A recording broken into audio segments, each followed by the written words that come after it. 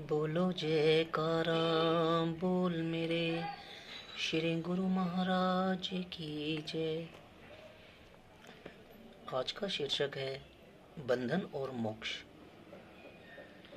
जैसा ख्याल वैसा हाल, जो करोगे सो पाओगे, जो सोचोगे वह हो जाएगा। ये शब्द किसी और के नहीं, स्वयं श्री गुरु महाराज श्री तीसरी पातशाही जी के वचन हैं। आप यह भी फरमाया करते थे कि कुदरत हर एक के ख्यालों की ताजीम करती है। अब आगे सुनिए। जीव को सांप की योनि किसने दी? उसने स्वयं मांगी। जीव को सूकर का जन्म किसने दिया? उसने स्वयं मांगा। जीव को वेश्या का शरीर किसने दिया? उसने खुद मांग लिया। इसी प्रकार जीव को प्रेत किसने बनाया? वह खुद अपनी मांग से बना। और फिर यह जीव मुक्त कैसे हुआ? यह भी उसकी अपनी ही मांग थी। अब प्रश्न उठता है, क्या कोई सांप की योनि आप भी मांगता है? मतलब क्या अपने आप भी मांगता है? क्या कोई आप प्रेत बनना चाहता है? क्या कोई वेश्या का शरीर स्वयं मांगता है? क्या कोई सूकर अर्थात सुअर की योनि में अपने आप से जाना चाहता है? नहीं, कदापि नहीं। यह ठीक है कि इन निम्न योनियों में कोई नहीं जाना चाहता, परंतु चला गया। ऐसा क्यों? प्रमाणित रूप में गुरुवाणी का शब्द सामने आ जाता है, जिसका अर्थ यह है कि अंतकाल में जब जीव का ध्यान धन की ओर चला जाता है तो उसे सांप का जन्म मिलता है। मरते समय जीव का ध्यान बच्चों के मुंह में चला जाता है तो उसको सूकर बनना पड़ता है, अर्थात मतलब उसको सुअर बनना पड़ता है। शरीर छोड़ते समय जब मनुष्य का ध्यान स्त्री में चला जाता है तो उसको वेश्या का शरीर धारण करना पड़ता है। शरीर त्यागने के समय जीव का ध्यान जब मकानों की ओर चला जाता है तो उसे प्रेत का जन्म मिलता है।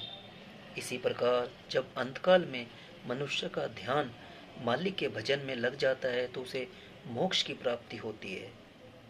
इससे सिद्ध हो जाता है कि शरीर त्यागने के पश्चात जीव जिस योनि में भी जाता है, अपने ख्याल से, अपनी इच्छा से तथा अपनी मांग से, यदि मरते समय उसके विचार ऐसे न होते तो परलोक में भी उसकी ऐसी गति न होती। इसका अर्थ यह है कि उसने इन योनियों को स्वयं मांग कर लिया है। ये ऊपर वाले वचन श्री गुरु महाराज जी श्री दूसरी पातशाही जी के हैं।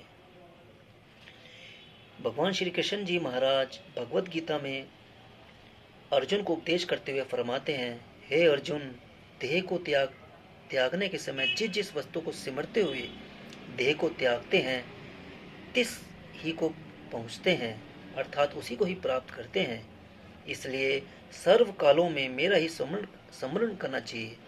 मतलब हमेशा मेरा ही, हर पल मेरा ही ध्यान करना चाहिए, क्योंकि यह देह क्षणभंगुर है, न जाने किस समय छूट जाए। यह ऊपर लिखे गए महापुरुषों के वचन है। इन वचनों से सिद्ध होता है कि यह जीव संसार में आप ही फंसता है और आप ही छूटता है। जैसे कहा भी गया है, जीव करे कर्म आपे करे, आपे तिहि फल भुगत, आप रमत संसार में आपे तिनते मुक्त। कुदरत के घर में न्याय है, वहाँ अन्याय किसी के साथ नहीं होता। जो जैसा बीज बोता है वह वैसा ही फल पाता है। मनुष्य का ख्याल भी बीज है, उसी ख्याल के अनुसार परलोक में उसे स्थान मिलता है। यह कुदरत का अटल नियम है और यह ऐसा कानून है जो अमीर गरीब, ऊंच नीच, स्त्री पुरुष तथा छोटे बड़े सब पर एक बराबर लागू होता है। इसे कोई बच नहीं सकता। इस कानून के अधीन कुदरत की अदालत में फैसले पहले ही पड़े हुए हैं। धर्मराज न ही कोई इंसान है, न ही धर्मराज किसी देवता का नाम है, जिसने परलोक में पहुंचने पर हमसे पूछताछ करके नए सिरे से फैसले देने हैं। धर्मराज से अभिप्राय यह है कि वह धर्म की अदालत है, वहाँ अधर्म नहीं चल सकता। न वहाँ अपील है, न वकील है, न दलील है। तरबूज का बीज बोने से फल भी तरबूज का होगा, कड़वे तुम्बे का बीज बोने से फल भी कड़वे तुम्बे का ही लगेगा। किसी की सिफारिश पर तरबूज कड़वा तुम्बा नहीं बन सकता और कड़वा तुम्बा तरबूज नहीं बन सकता। इसमें संदेह नहीं कि मनुष्य के अतिरिक्त कर्म अन्य योनियों के जीव भी करते हैं, परंतु उनके कर्म बीज नहीं बनते, वे भुने दाने हैं। लेकिन मनुष्य के कर्म कच्चे दानों के समान बीज बन जाते हैं, जो एक से अनेक होकर फूलते फलते हैं, चाहे वे बुरे हो चाहे अच्छे। मनुष्य जन्म में किए हुए कर्म अपना असर दिखाए बिना नहीं रहते। कहा जाता है कि मनुष्य के दाएं और बाएं कंधे पर चित्रगुप्त बैठकर उनके कर्मों को देखते और लिखते जाते हैं। वास्तविक बात यह है कि चित्रगुप्त भी कोई देवता नहीं है जो मनुष्य के कंधे पर बैठकर उसकी सारी कार्रवाई को लिखते रहते हैं। चित्रगुप्त से अभिप्राय यह है कि मनुष्य जो भी कर्म करता है वह संस्कार बनकर चित्त में गुप्त हो जाते हैं और इस प्रकार यह संस्कारों का खजाना मनुष्य के दिल में पड़ा हुआ बढ़ता जाता है। यही काल और माया का कर्म बंधन है जिससे छुटकारा पाने की आवश्यकता है। यह वचन भी श्री गुरु महाराज जी श्री दूसरी पातशाही जी के हैं। मनुष्य संसार में फंसना तो जानता है और फंस गया, परंतु छूटने की समझ रखता हुआ भी छूट नहीं पाता। छूटने के लिए इसको सहायता चाहिए। कारण यह है कि माया और काल के बंधनों में दीर्घ काल से मतलब बहुत समय से रहता हुआ यह दुर्बल बन गया है और इस काल तथा माया के कर्म बंधन से छूट पाना इसकी शक्ति से बाहर हो चुका है। संतों का सहज ही स्वभाव होता है कि वह दूसरों को बंधन में पड़ा देखकर सहन नहीं कर सकते। उनका पुरुषार्थ रहता है कि जैसे कैसे भी हो जीव काल के बंधन में न आए। इस परोपकार की भावना को लेकर वे सदा यत्न करते रहते हैं कि जीव माया जाल से बच सके, क्योंकि माया जाल से बचाने का काम केवल संत ही कर सकते हैं। दूसरा कोई भी इस जीव को माया जाल से सुरक्षित नहीं रख सकता और काल बंधन से नहीं छोड़ा सकता। कथा है, एक महात्मा जी फिरते फिराते किसी आमों के बाग में जा पहुंचे। देखा तो वहां सुंदर सुंदर तोते भांति भांति की मीठी बोलियां बोल रहे हैं। दिल में दया आई, सोचने लगे कि कहीं ये तोते शिकारी के जाल में न फंस जाएं। जैसे भी हो इनको शिकारी के जाल से बचाना चाहिए। बहुत कुछ सोचने के बाद इस नतीजे पर पहुंचे कि यदि किसी युक्ति से एक तोता हाथ आ जाए तो संभव है कि उसके द्वारा सब तोते शिकारी के जाल से बचाए जा सकते हैं। आखिर में इसमें वो सफल हो गए, यानी किसी न किसी ढंग से एक तोता उनके हाथ आ ही गया। तब उस तोते को अपने आश्रम में ले जाकर पिंजरे में रख दिया। उसको दाना और चूरी खिलाने के साथ साथ यह शिक्षा भी देने आरंभ कर दी। शिकारी आएगा, जाल बिछाएगा, दाना डालेगा, हमको फंसाएगा, हम नहीं फंसेंगे। क्या शिक्षा देने आरंभ की कि शिकारी आएगा, जाल बिछाएगा, दाना डालेगा, हमको फंसाएगा और हम नहीं फंसेंगे। तोते में यह गुण है कि जो बोली उसे नित्य प्रति पढ़ाई जाती है वही बोलने लग जाता है। जब उन महात्मा जी ने उसे खाना दाना देने के साथ यह बोली भी सिखानी आरंभ कर दी कि शिकारी आएगा, जाल बिछाएगा, दाना डालेगा, हमको फंसाएगा और हम नहीं फंसेंगे। जब ऐसी संधा रोज रोज मिलने पर तोता अपनी बोली भूलकर महात्मा जी की सिखाई बोली ही बोलने लगा।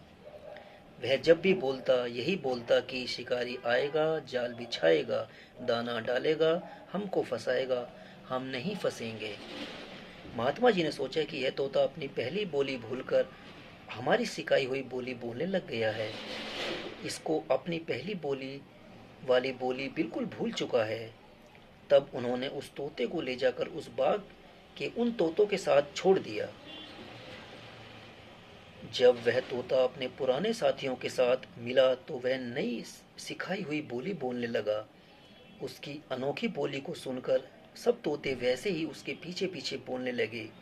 यह तो सब जानते हैं कि जो काम रुचि तथा चित्र की एकाग्रता से के साथ किया जाता है उसमें सफलता मिलती है। परिणाम इसका यह हुआ कि वे सारे तोते इस नई बोली को सीख गए और अपनी पुरानी बोली भूलकर वही नई बोली बोलने लग गए। महात्मा दी चूंकि इस बाग में रोज आया करते थे, उन्होंने देखा ये सारे तोते हमारी सिखाई हुई बोली ही बोलने लग गए हैं कि शिकारी आएगा, जाल बिछाएगा, दाना डालेगा, हमको फंसाएगा, हम नहीं फंसेंगे। उनकी मेहनत सफल हो गई। चित्त में अति प्रसन्न हुए। सोचने लगे कि मैंने इन्हें जो सिखाया है, यदि इस पर ये अमल करेंगे तो शिकारी के जाल में नहीं आ सकते। यह सोचकर वे अपने आश्रम में चले गए। इत्तफाक से की बात है कि कुछ दिनों के पश्चात एक शिकारी भी जाल लेकर वहां आ पहुंचा। तोते को देखकर प्रसन्न हुआ कि बड़े अच्छे तोते हैं, यदि ये मेरे हाथ में आ जाएं तो मैं बाजार में जाकर इनको अच्छी पूरी कीमत से बेचकर लाभ उठा सकता हूँ, क्योंकि यह एक एक तोता बहुत कीमती दिखाई देता है। लेकिन जब निकट होकर उसने उनकी बोली सुनी सुनी कि शिकारी आएगा, जाल बिछाएगा, दाना डालेगा, हमको फंसाएगा, हम नहीं फंसेंगे, तो वह निराश हो गया कि मैं क्या सोच रहा हूँ और ये क्या फैसला किए बैठे हैं। मालूम होता है कि इनको किसी पक्के उस्ताद ने पढ़ाया है, ये मेरे जाल में नहीं आ सकते। फिर सोचने लगा कि आया हूँ तो वैसे भी हूँ, आया तो मैं वैसे भी हूँ, जाल बिछा देता हूँ। यदि कोई तोता फंस गया तो ठीक, न फंसा तो न सही, मैं चला जाऊंगा। यह सोचकर उसने जाल बिछा दिया और चोग डालकर आप एक तरफ छुपकर बैठ गया। उन तोतों ने जब चोग को देखा तो उनमें से एक तोता उड़कर वही नई बोली बोलता हुआ चोग के लालच में जाल में घुस गया। तब उसके पीछे पीछे एक एक करके सारे तोते वही बोली बोलते हुए कि शिकारी आएगा, जाल बिछाएगा, दाना डालेगा, हमको फंसाएगा, हम नहीं फंसेंगे। चोग के लालच में, मतलब दाने के लालच में जाल में फंस गए। उन नादानों को यह नहीं उन नादानों ने यह नहीं सोचा कि यह केवल चोग ही नहीं, इसके साथ जाल भी है और शिकारी भी ताक में बैठा हुआ है। जब इस प्रकार बहुत से तोते जाल में फंस गए तो शिकारी ने जाल को लपेटकर कंधे में रखा और घर को चल दिया। जाल में फंसे हुए तोते फिर भी वही बोली बोलते जाते हैं। तब घर पहुंचकर शिकारी ने उन सबको भिन्न भिन्न पिंजरों में बंद करके बाजार में बेचना शुरू कर दिया। पिंजरों में बंद हुए तोते भी फिर भी वही बोली बोलने लग जाते हैं कि शिकारी आएगा, जाल बिछाएगा, दाना डालेगा, हमको फंसाएगा, हम नहीं फंसेंगे। शिकारी सोचता है ये तोते मूर्ख हैं, जो कुछ ये बोल रहे हैं अगर इन पर इनका अमल भी होता तो मेरे जाल में कभी न फंसते। इसका नाम है तोते की बोली। अब संत कहते हैं कि यही हाल संसारी जीवों का है। सत्पुरुषों की वाणियां पढ़ते हैं, सुनते हैं कि काल शिकारी है, माया एक जाल है और संसार के विषय भोग चोग हैं, लेकिन ऐसा पढ़ते सुनते और बोलते हुए भी माया जाल में फंसते जाते हैं। विषय विकार रूपी चोग के लालच में काल बंधन में बंधे जा रहे हैं। ऐसी दुखदायी अवस्था को देखकर सत्पुरुषों को दया आती है। तब वे दया करके जीवों को चेतावनी देते हैं कि भाई खबरदार, जागो, होश करो और अपने काम में लगो, जिस काम के लिए यह शरीर तुमको मिला है। लख 84 भ्रम तिया दुर्लभ मानुष पहोई, नानक नाम संभाले सो दिन नेड़ा आई होई। मनुष्य जन्म में 84 लाख योनियां काटी भी जा सकती है और नई खरीदी भी जा सकती है। कुदरत ने इतने अधिकार मनुष्य को दिए हैं, मगर यह अपनी हस्ती को भूल गया है। संत सत्पुरुष तो इसको माया जाल से बचाने की राह बतलाते हैं। अगर यह मान जाए तो काल बंधन से छूट सकता है, अगर न माने फिर तो कोई छुड़ाने वाला है ही नहीं। महापुरुषों का दरबार परमार्थ से भरपूर होता है। जो लोग महापुरुषों की मौज के सहारे चलते हैं वे अपना काम बना लेते हैं, लेकिन जो अपने मन के मर्जी के पीछे चलते हैं वे परमार्थ की दौलत से खाली रहते हैं। बोलो जयकारा बोल मेरे श्री गुरु महाराज की जय। बोल श्री आनंदपुर वासी भगवान की जय। बोल साची दरबार की जय। अब हम 4-5 मिनट के लिए गुरु जी का ध्यान करेंगे। और जो शब्द दिया है उनका शब्द का, गुरु जी का फोटो का ध्यान करते हुए उस शब्द का नाम का जाप करेंगे।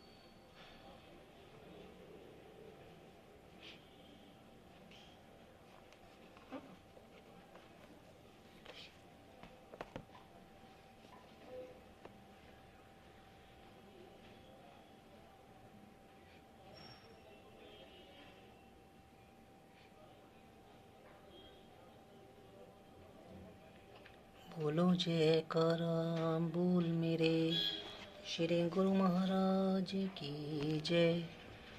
अब हम गुरु जी की रहनुमाई में गाना गाएंगे, उसके बाद इस वीडियो को विराम देंगे। हे आती रहेंगी बहारे, जाती रहेंगी बहारे, दिल की नजर से दुनिया को देखो वो तो सदा ही हंसी है। ओ आती रहेंगी बहारे, ओ जाती रहेंगी बहारे, दिल की नजर से दुनिया को देखो वो तो सदा ही हंसी है। ये ला ला ला ला ला ला ला ला ला ला ला ला ला ला ला ला ला, वो तो सदा ही हंसी है। मैंने तो बस यही मांगी है दुआएं, फूलों की तरह हम सदा मुस्कुराए। मैंने तो बस यही मांगी है दुआएं, फूलों की तरह हम सदा मुस्कुराए। ये गाती रहेंगे जाती रहेंगे हम खुशियों के गीत बंदगी, हो आती रहेंगी बहारे, जाती रहेंगी बहारे, दिल की नजर से दुनिया को देखो वो तो सदा ही हंसी है। हे ला ला ला, ला ला ला ला ला ला ला ला, ला ला ला ला ला, ला ला ला ला ला ला ला ला। तुमसे है जब जीवन में सहारे, जहाँ जाए नजरे वही है नजारे। तुमसे है जब जीवन में सहारे, जहाँ जाए नजरे वही है नजारे। लेके आएंगी हर नई बहार, रंग भरा प्यार और खुशी हो आती रहेंगी बहारें, हो जाती रहेंगी बहारें। दिल की नजर से दुनिया को देखो, वो तो सदा ही हंसी है। ओ ला ला ला ला, ला ला ला ला ला, ला ला ला ला ला, ला ला ला ला, ला ला ला ला। है हम जो मिले हैं तो दिल को यकीन है, धरती पे स्वर्ग जो है वो यही है।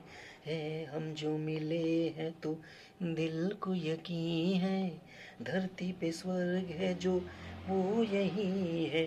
भूले हम नहीं बिछड़े नहीं, प्यार है बंदगी हो आती रहेंगी बहारें, जाती रहेंगी बहारें। दिल की नजर से दुनिया को देखो, वो तो सदा ही हंसी है। ला ला,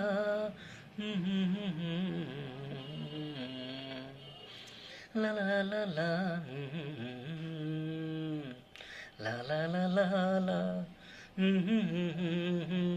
ला ला ला ला, ला ला ला ला, ओ बोलो जयकारा, बोल मेरे श्री गुरु महाराज की जय, बोल श्री अनंतपुर वासी भगवान की जय, बोल साचे दरबार की जय। आज का जो शीर्षक था बंधन और मोक्ष, ये बहुत ही अच्छा था, बहुत ही ज्ञानवर्धक था। ये वीडियो आपको अच्छी लगी तो इसको अधिक से अधिक शेयर कीजिए, ताकि और भक्तों को भी और जीवात्मा को भी इसका लाभ प्राप्त हो और इस माया के बंधन से आज़ाद होकर मोक्ष की प्राप्ति करें। और आपको सभी को गुरु महाराज जी का आशीर्वाद हो और सबको घर में सुख शांति और प्रेम बना रहे। इसी आशा के साथ इस वीडियो को विराम देते हैं। और अगर जिस भाई ने या बहन ने चैनल सब्सक्राइब नहीं किया तो आप ये कर भी सकते हैं, कोई ज़बरदस्ती नहीं है, आपको इच्छा के ऊपर है। जय सच्चिदानंद जी, जय जय, ओम हरि हरि ओम, शांति शांति शांति शांति। जय सच्चिदानंद, जय जय।